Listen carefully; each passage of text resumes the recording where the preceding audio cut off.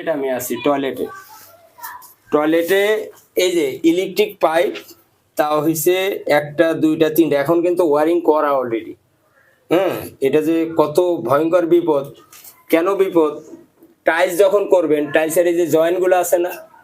এই জয়েন্ট গুলো যতই ফুটিং করেন ২-১ বছর পরে হোক ২-৪-৫ বছর পরে হোক এই জয়েন্ট গুলো উঠে যাবে। ওই জয়েন্টের নিচে কি বালি, ভুনা বালি। ওই বালি হিট করে তখন আবার এই যে এগুলা কারেন্ট হয়ে যাবে। তাইলে এখন এগুলো মানে কোন হিসাবে কোন মিস্ত্রি করে আমি বুঝি না, তাও ফাউন্ডেশন বিল্ডিং এ। হ্যাঁ, যদি নর্মালি টিনশড বিল্ডিং এ যারা কাজ করে তারা ভুল করলে মাইনে নেওয়া যায়, কিন্তু ফাউন্ডেশন বিল্ডিং এরকম মারাত্মক ভুল এটা কোনোভাবে হইতে পারে না।